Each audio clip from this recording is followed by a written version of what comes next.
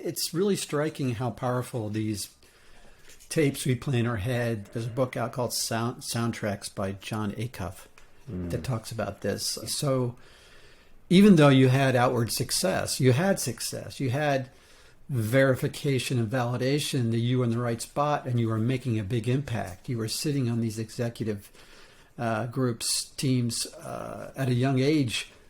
And even with that, in the real world, that evidence, it couldn't be right. And subconsciously, it sounded like it was still driving you to kind of escape before some presumed bad outcome. Hey, you're absolutely right. I didn't want to be found out. I didn't want, my biggest fear was somebody to say, you're an imposter. Like, and you're exactly right. The biggest limiting belief that goes way back to childhood for me is, who am I?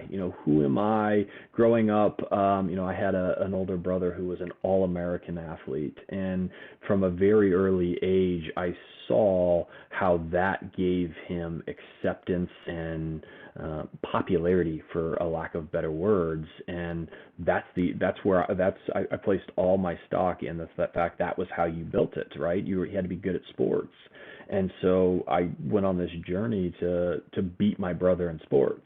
It never happened, and it was never gonna happen. And so as I get older, I realize how many of those voices and soundtracks that you said have just been played on repeat for so long, not because of anything any evidence the external world gave me. It was really the idea I created in my head. Welcome to Titans of Transition, featuring real-life stories, anecdotes, and inspiration about pivotal career moments from leaders who have been there. Payne Schoen, welcome to Titans of Transition podcast. Thank you. I'm super excited to be here. Yeah, listen, I got to know you as serving on the Maxwell team with me, and we do some volunteer work as part of that large community. There's over 30,000 certified coaches now internationally around the world. And I was really pleased and happy to meet you. And every year, at least once a year, I think that we have the International Maxwell Certification meeting in Orlando twice a year usually, but we had the COVID in the last year or so. But we recently went to another IMC meeting where I got to see you face to face. We've been working together virtually. And there was a moment in one of the large general sessions where you were invited up on stage with Valerie Burton to demonstrate the powerful practice of coaching. You volunteered to do that with her. She's our faculty in charge of the coaching area, the coaching lane.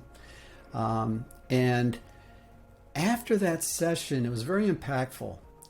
You got a lot of positive feedback. But after that session, I said to myself, I really want to have you on the podcast to talk a little bit about your journey. And I know in the past year or so, you have come to some discoveries about yourself.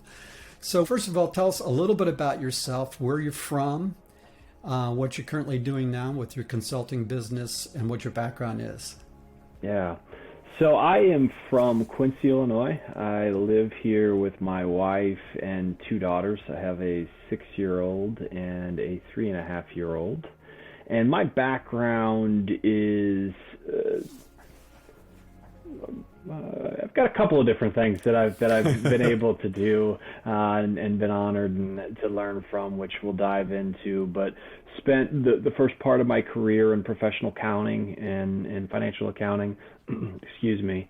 And then I transitioned more to operational roles. And now over the last year, I've transitioned out of an operational role and started a company based on a need that I saw that's focused specifically on professional and business development. And it's been a fun ride for the last 9 months, and definitely had an incredible IMC experience that turned the metric and really helped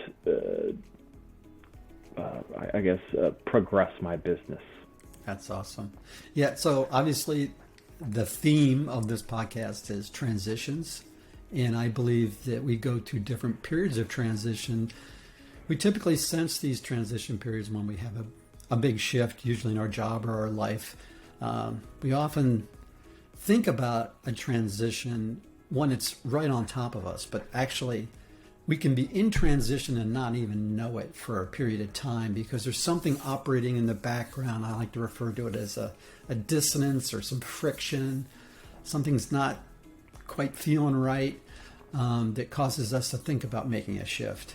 And so I think that it ties into the conversation you had with Valerie, but it also ties into this change you have made recently out of the financial area into your own consulting business, really more in the area of leadership and more in the area of how to grow and how to become your absolute best.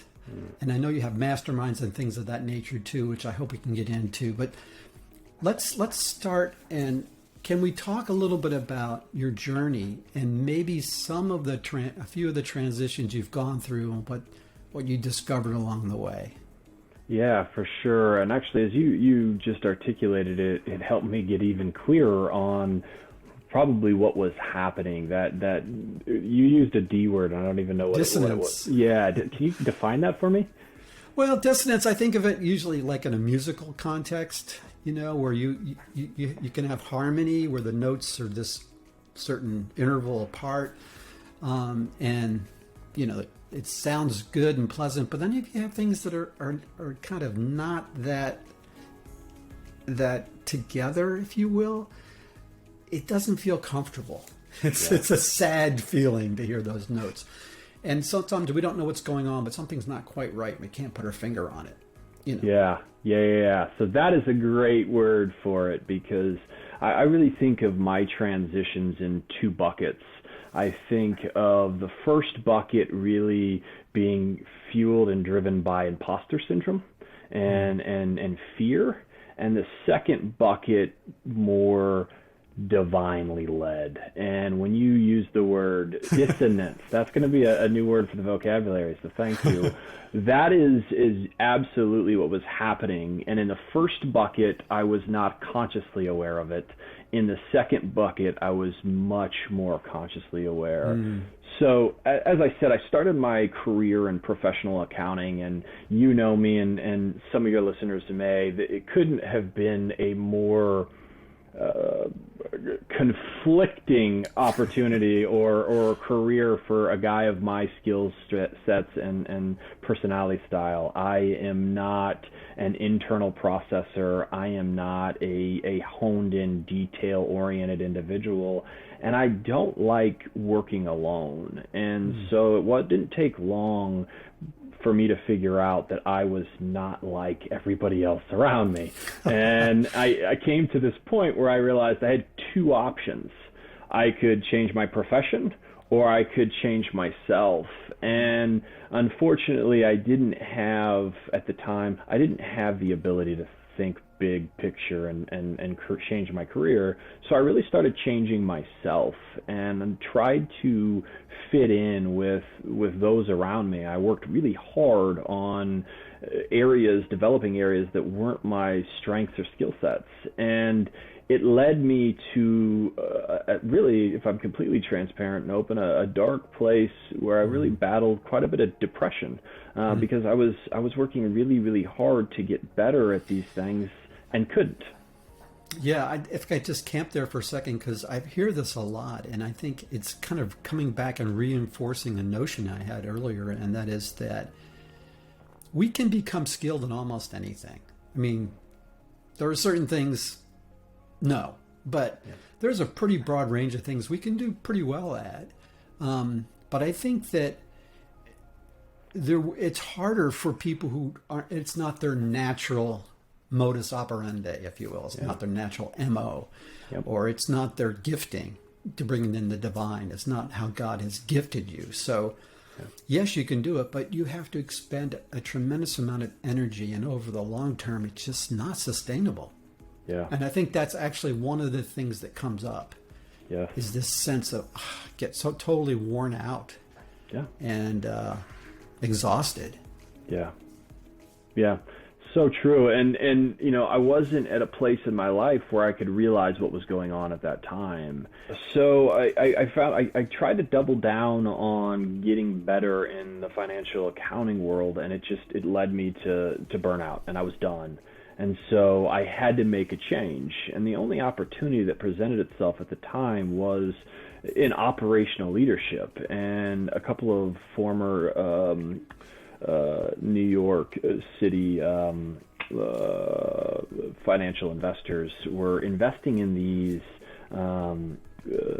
investment bankers was the word I was thinking about. They were investing in these newspapers, these rural newspapers, and they wanted somebody to run the company. I knew nothing about the newspaper industry, but I knew I had to get out of accounting. And so I jumped at the opportunity, and I asked the guys what I should do. Like, how do I do this? And they said, just start building relationships with the heads of the newspapers and the people. And that was something I was pretty good at. I could develop relationships. And so I started. And we were not doing great when I started, and it was interesting how over the next 6 to 12 months, some of the really poor performing newspapers started to turn around. And I couldn't really figure out why that was. And I was convinced in my head that it wasn't because of, the little time I was spending investing in these people and earning their relationships. I just thought it was something else. And that's when the fear and that imposter syndrome really set in for me to understand what's going on. And so we continued to do better and better. And actually the next year I got rewarded financially because of it. And it was actually crippling because it reinforced my limiting beliefs in the sense of now I got financial gain because of the performance, but I still had no idea. And so why didn't you have an idea? You said imposter syndrome, but was it that you were your mind was taking you back to what you thought was valuable? Is that what it was? I'm just trying to understand that disconnection there. Yeah, that's a great question. I think it probably was a combination of two things. It was the experience in accounting in the sense of all the effort and energy it took to get a little bit of success there. And then I come in here and it was really natural for me. And I connected with the individuals. I was from a small town. That's where all these newspapers were. And I like people.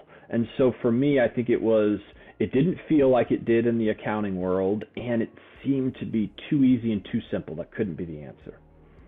I think that's really important. Too easy, too simple. Therefore, couldn't be the answer. Not valuable, maybe even. Absolutely. Unless you work hard, it can't be valuable. Yeah. Even if it was successful, I mean, you saw the success, but you were still discounting it because of that prevailing paradigm that you had to work. Yeah. Yeah. Growing up, I saw my dad working 5.5 days a week, a lot of hours. And that meant, he did an incredible job and built an incredible business. But to me, it was lots of hours. And that was reflective in the accounting world because everything's billed by hours. In the newspaper world, it wasn't, right? So I found myself really getting in my own head again and getting scared, to be completely honest, that somebody was going to find me out and I was going to be, called a fraud. And so another opportunity came and presented itself. This time came out of nowhere, and it was to build out the administrative functions in a financial service firm, pretty well established and built financial service firm, law firm, in our community. And so I jumped at that opportunity because I was really running away from the fear of being caught, right? And it's funny because I found myself in a very similar environment as the accounting world, with me being very different than everybody else. And that was a clash for quite a while. But I took something from the newspapers that I realized, and that was the power of the relationship. And so I started to build relationship with the team members. And again, experiencing some of the very similar results that I had with the newspapers was we were starting to have success and build momentum. And once again, it was like, this can't be what it is. This can't be right. I can't be right. And so I started getting in my head again. And at about the same time, I also started really doubling down on my personal growth. That's when I joined the John Maxwell team and started really developing my personal awareness. And so they were kind of running parallel. But again, another opportunity came and presented itself to start a team, help this time in the financial service world, an advisor that I knew who had built a really solid practice wanted to build out a team. And so I was like, wow, start from scratch? That sounds like a lot of fun and sounds like something that's right in my wheelhouse and my skill set.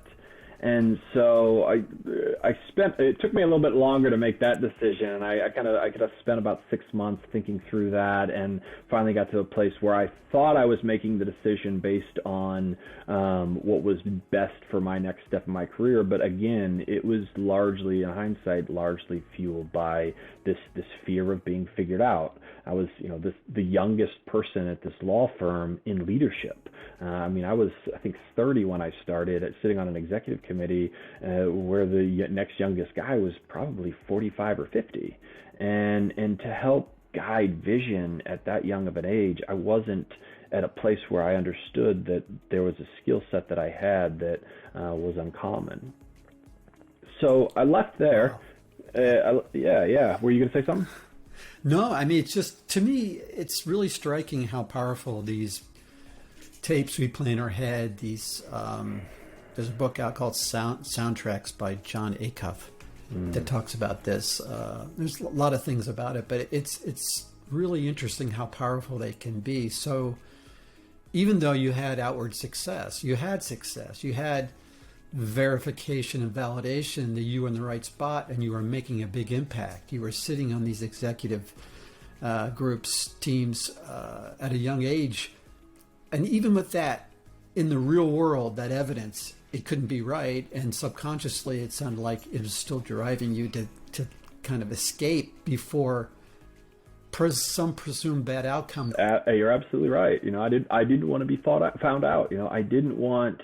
My biggest fear was somebody to say, you're an imposter. Like who are, and you're exactly right. The biggest limiting belief that goes way back to childhood for me is who am I?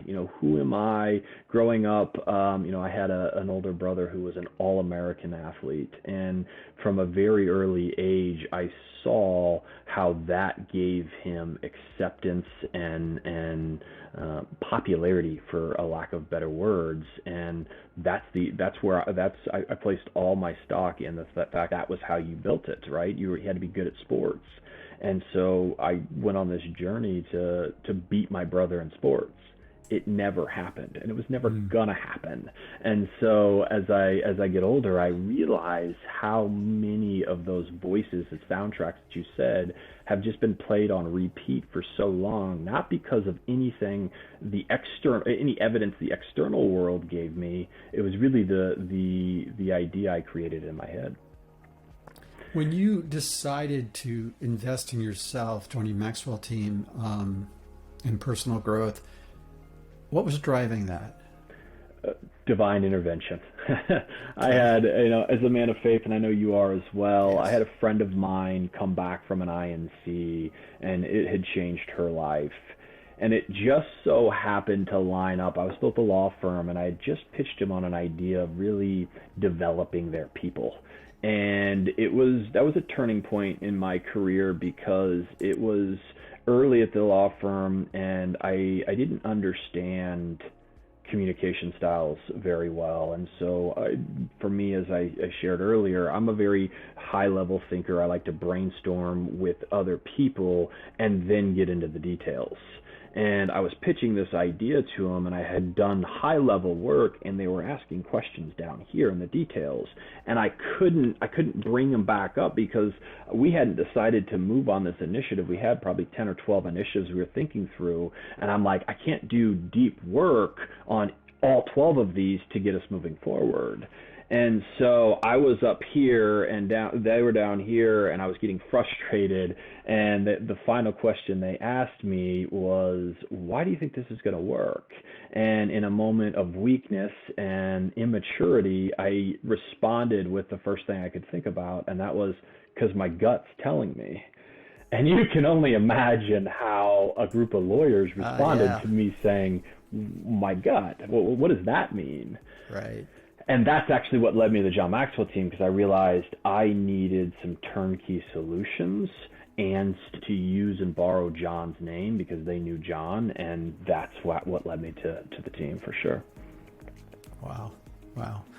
Okay, so where did we leave off? What position did we leave off? So I'll land the plane here pretty quickly. I was at the financial service firm, right? And it was pretty quick. We realized that our visions weren't aligned, and what I saw we could do was not really what he wanted to do. And I found myself in a unique position at the time. Now I was really in a role that was a glorified administrative position, and he didn't need that or need me in that position. And about the same time, I had finally built up enough courage because 4 years previously, when I joined the John Maxwell team, I had started participating in masterminds. And I finally, very early on when I started participating, I realized I wanted to start one. And it took me about 3 years to get that one going. And it actually was, again, in a moment of complete frustration of my lack of action, that I decided in a board meeting I was going to ask somebody to join a mastermind. And I hadn't thought about how I was going to describe it or what I wanted to do. And so afterwards, I just word vomited on him. And as I stopped to get his response, he seemed confused. So I did what I thought made most sense. Let's give him some more words. So I vomited some more words, and when I was finally out of words to describe it and ways to reframe it, he said, "Is that like a book club?" And I felt defeated, and all I could say was kind of, but not really.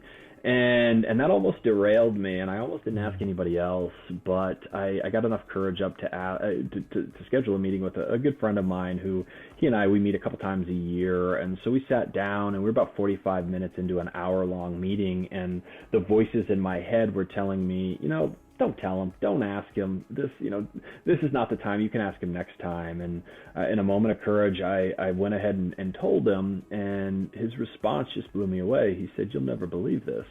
I said, "What?" He said, "On my 2020 goals," it was 2019. This was November 2019 when I was having this conversation with him. He said, "On my 2020 goals was to go outside of our community and find a professional development group exactly like you just defined."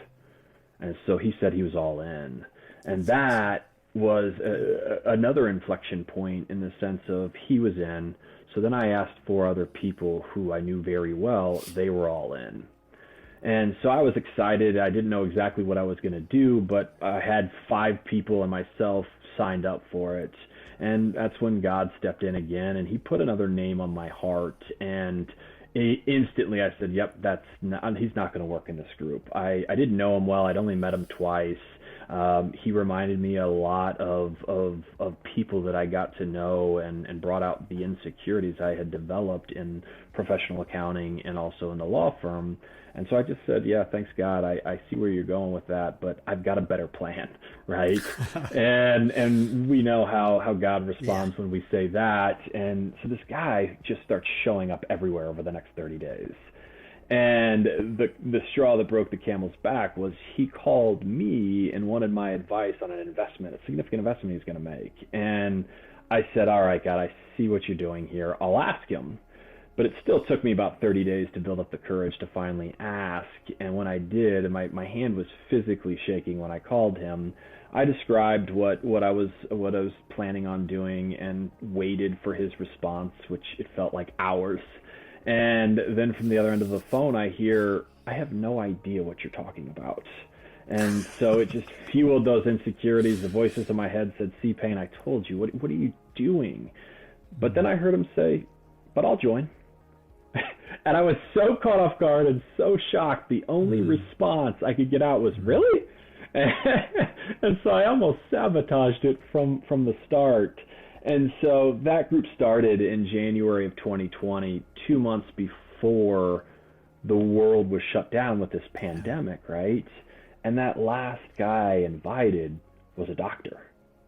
And the way he spoke into our group in a time when one news station is on this end of the spectrum and the other is on this end of the perspective or spectrum, and they're predicting 13 to 30% death rate. He spoke right down the middle, and he called it 6 months before the CDC came out and actually verified what he said. And his voice in that group dramatically impacted our community, because another member of that group is the lead pastor of one of the largest churches here in our town. And I watched as the doctor spoke into the group, and the pastor went on stage Sunday after Sunday and spoke truth and hope and faith to a congregation of 1,500 people. Wow. And I was just blown away with the impact that had. Yeah, boy, you've said a lot. I mean, how this group came about, trying to explain what a mastermind was, feeling like an imposter again when, did you call it word vomit? Yeah. When you couldn't find the right words to make a connection with someone who was wired very differently than you, right? Yes. And yet, you had to make some course corrections along the way, and yet that group has become vital to this whole group of guys, is it? It is, a group of 7 men. Yeah, and I know it's sort of a core of what you're doing right now. I know it fuels you and it encourages you. So there's some three-dimensional chess being played upstairs. Oh, for sure. For everyone, sometimes you think, you're going to put something together and help everybody else, and then you find out you get help through the process. So true. Boy, there's a lot that I want to reflect back on. But one key thing here is, again, I'm going to underscore how pervasive and almost insidious these bad tapes in our head can be. Yeah. And how I think it's maybe a takeaway that when you're in the wrong spot, your energy tends to get drained. Yes. When you are in the right spot, it comes too easy, almost. Yes.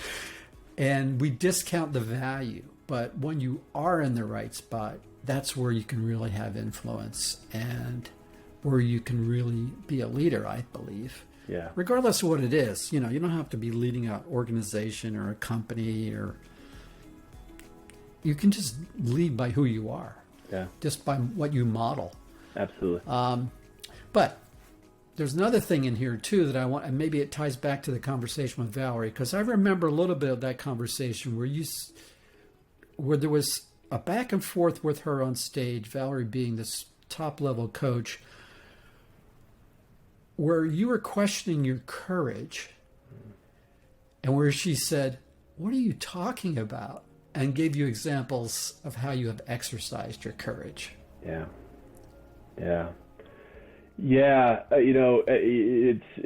I would piggyback off what you said. When you're working in an area of gifting, it almost comes too easy, right? And when you've experienced the challenge and the struggle of working outside your gifting, you become conditioned to the belief that it can't be this natural. It can't be this impactful. And so you reinforce what you're saying. And so absolutely, I mean, it was 8 months into that first mastermind.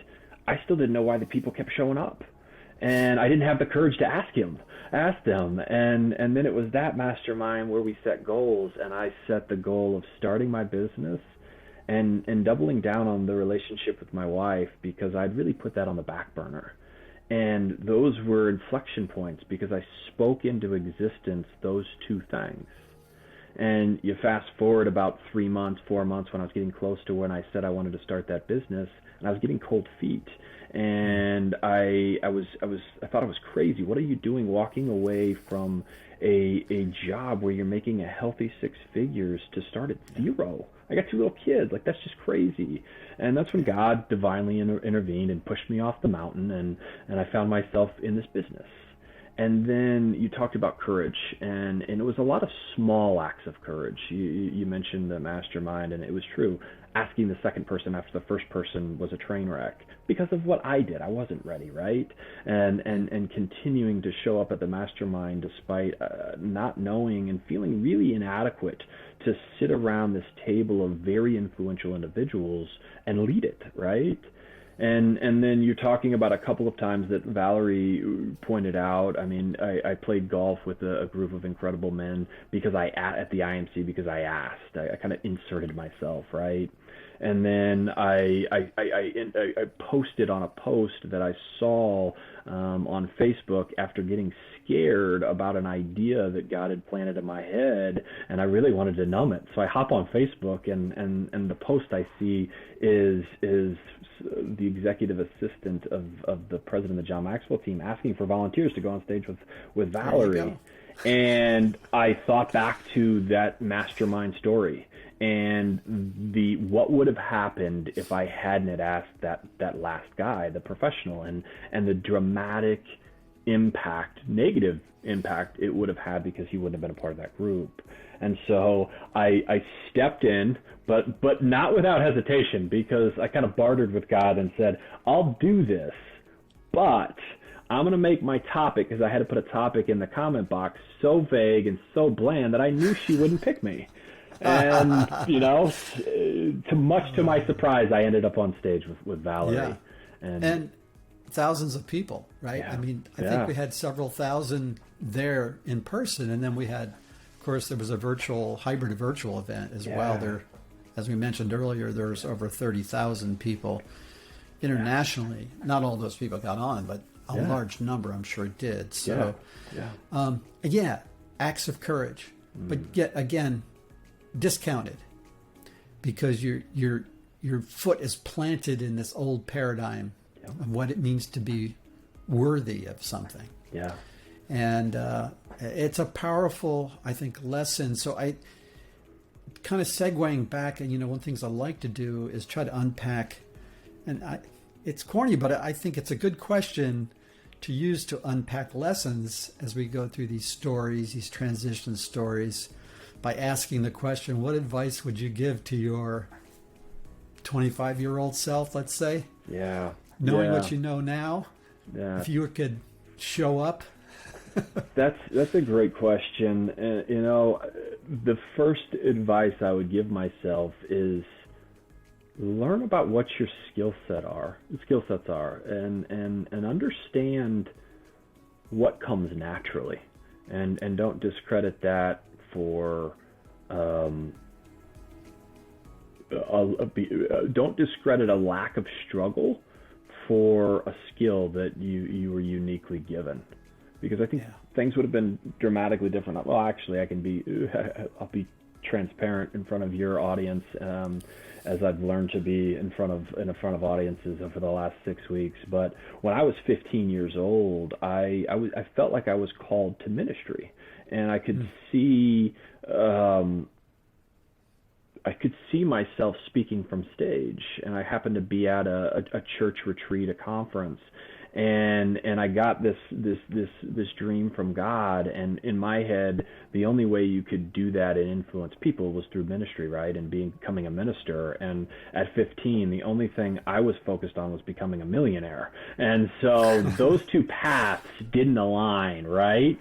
And so I internalized that, and that's probably the start of me going down a different path that was full of struggle and difficulty. And I'm glad I did, because it made me who I am today.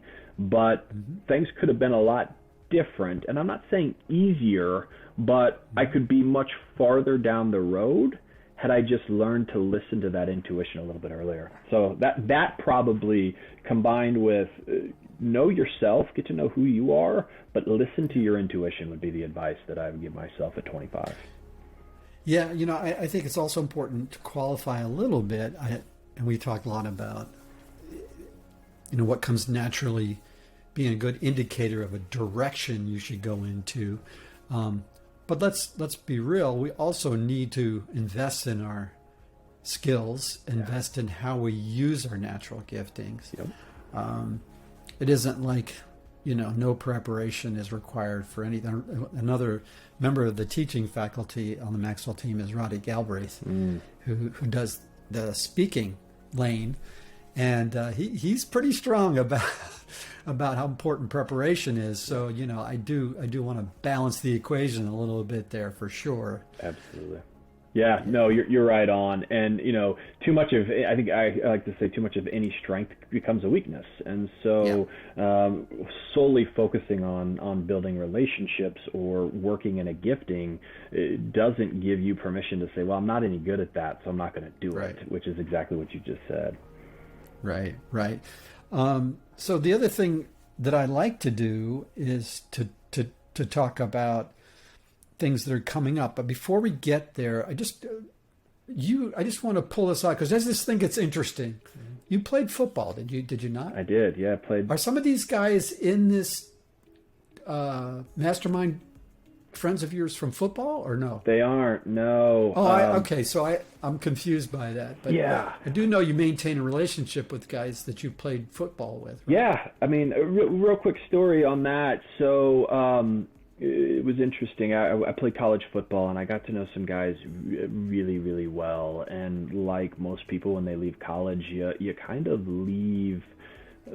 Unfortunately, I left those relationships behind, and fast forward about 10, maybe some of them 14 years, and I got, again, another idea of starting a call during COVID to reconnect these guys, because we had some of the strongest relationships you can have when you battle on a proverbial football field, right? And do the work and put that effort in side by side with people, you develop really, really strong relationships. And so I got the idea mid-summer 2020 to start this group. And once again, those limiting beliefs got the best of me for a while. And for about 8 months, I just sat on that idea, and I just happened to find myself on a call with one of the guys. And I happened to share the idea with him. He's like, you need to do that. And I'm like, yeah, but I'm busy. And we always, the typical excuse, we're busy. But then he's like, well, then I'm going to do it. And I was like, you know what? I got a little bit of competitiveness in me. I'm like, you know what? Let's do it together. And so we started it earlier, the beginning of this summer. We started monthly calls, and we've had one once a month. And I mean, we range from 70 people on the call to, 15, 20, which has been really cool to see the different dynamics. But then we also actually just had our first in-person event. One of the guys we played with in college, he coaches for the University of Pittsburgh, and they were playing Western Michigan, who just so happens to have 3 of the coaches we played for coaching at Western. And so about a half dozen or so guys made the trip to Pittsburgh and spent a weekend together. It was just really cool to reconnect, and a good chunk of those guys I haven't seen for 12 or 13 years, and it was really fun to get back together. That's awesome. Let me ask you this question. Mm-hmm. How is football different than work experience in regards to gifting and how that played out on the field? What position did you play? What position did you first try to play? That's a great question. Oh, that's a really fascinating way to look at this. So I played outside linebacker and strong safety in college. We played a 3-3-5 stack. And in high school, I played fullback and linebacker. But my freshman year of high school, I tried out for receiver. My brother was a wide receiver, and I wanted to get playing time. And so I thought that if I was a receiver, I could get playing time. And that was not the case. And I wasn't fast enough. It wasn't the right fit. And so they moved me to fullback and linebacker, and I played behind a couple of guys, but it just so happens my freshman year, because of injuries, I found myself playing, and playing late in the season. And then fast forward to college, I was so determined to play that I walked into camp in better shape and ready to play more so than most of the guys playing my position. And I actually had a starting position from day one because I was the only linebacker that passed the conditioning test. But then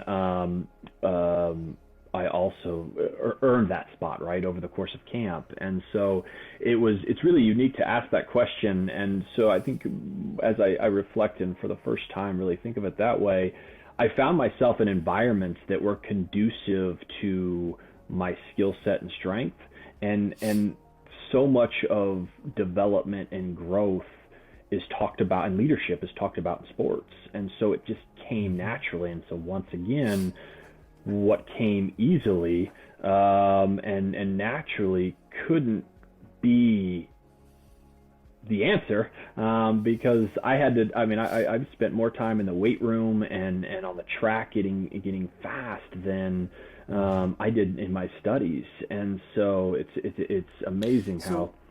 The other thing I'm just thinking, and this is a stretch because I did not play football, so I'm going to show my ignorance. Okay. But a linebacker has to read the offense, right? Yeah. And so that's a highly to be good, you have to have all the physical abilities. That's your entry point. But to be really good, you have to be really quick on being able to read and be intuitive, I would think. Yeah, it's reaction. Yeah, you got to know what's coming at you. And just from talking to you, not even knowing this about you until today, Payne, you're really intuitive. I think you're spontaneous. You think quickly. This is probably wrong. I'll just say it. I can cut it out later if it is. But a receiver typically runs patterns and maybe has to make adjustments at the very end, but it's not the same as a linebacker. You're right. If a receiver is improvising too much, that's the other word, you're an improviser, I think. If they're improvising too much, that's not necessarily a good thing. Yeah. Because the ball's going to land in the field because the quarterback may not even be able to see that well. He's going to put the ball in the right place. Is that true? It's so true. Wow, Joe, that was incredible for a guy who doesn't give himself enough credit. But you're absolutely right, and I've never thought of it that way. And you can even take it a step farther. I played offense in high school. I ended up in defense in college. I played both ways in high school. Offense is very regimented, structured. You know the play, you have a job, you go and do it.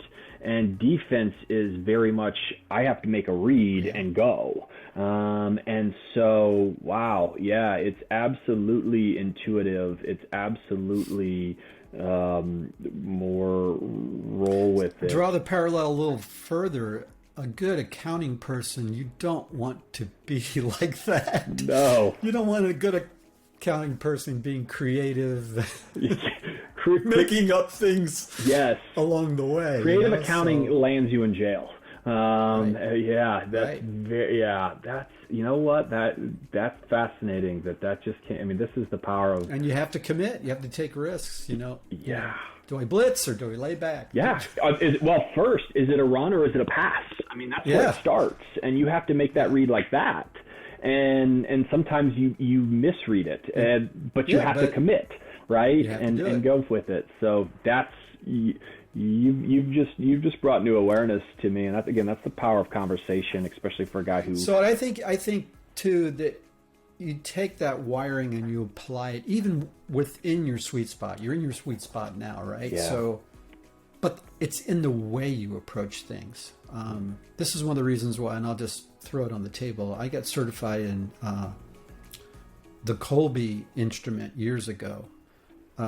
Catherine Colby, she has this conducive method. It's like a disc kind of a thing. Yeah, I know it.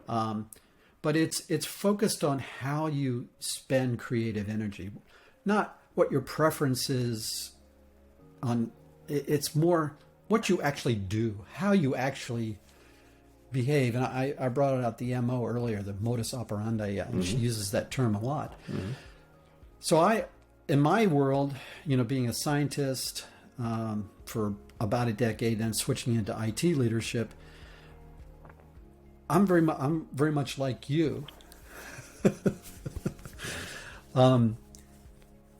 Budgeting used to just wear me out.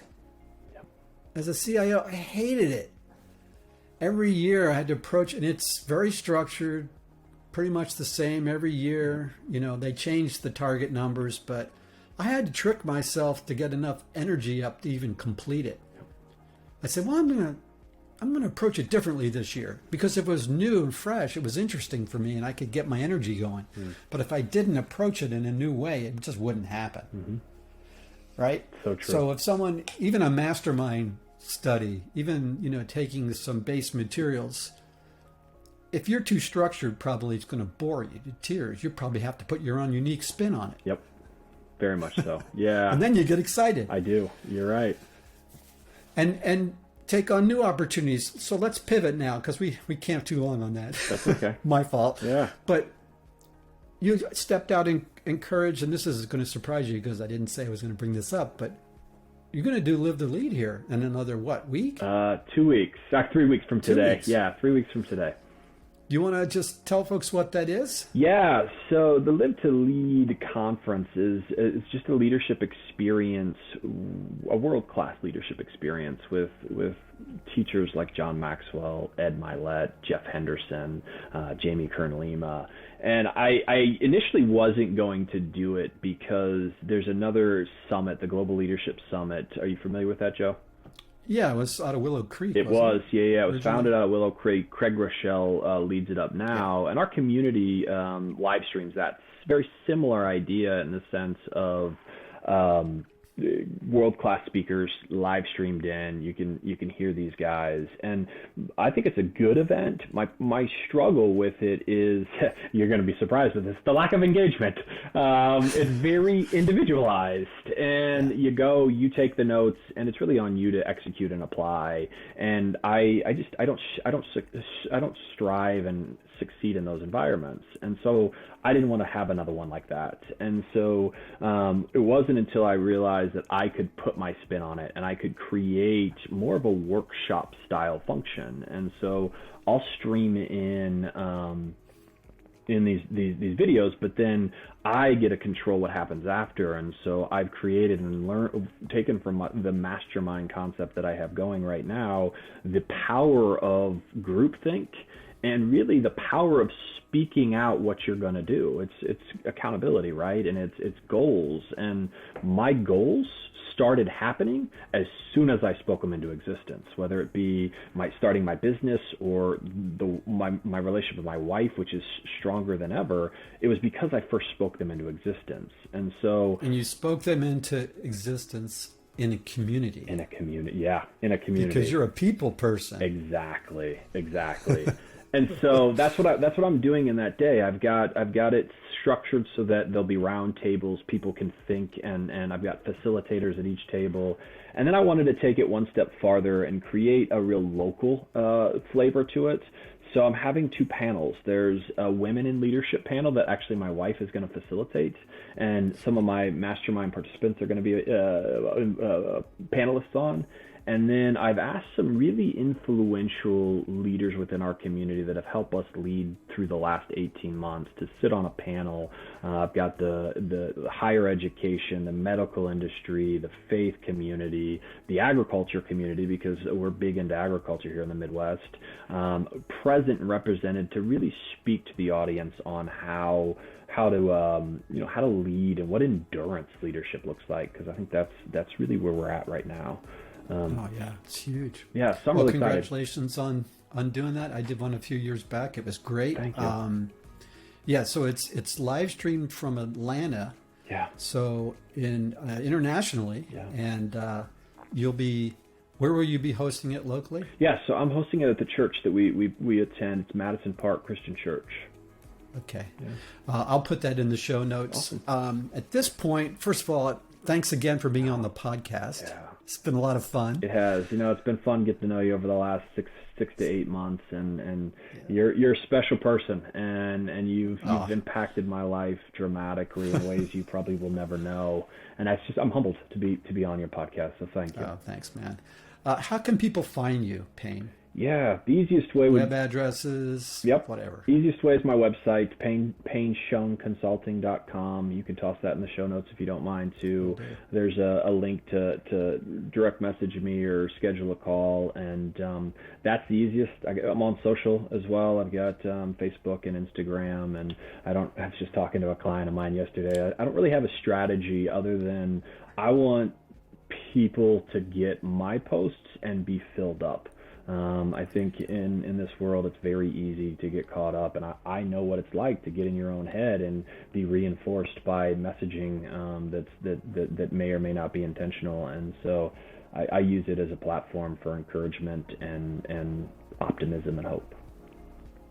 Well, I will say you've encouraged me as well. I'm a little bit ahead of you in years, but it's great to have watched your journey recently at the IMC and to get to know you through our service on the Maxwell team. I feel I'm really blessed because of that relationship. Payne, thanks again for being on Titans of Transition today. Absolutely. Thank you.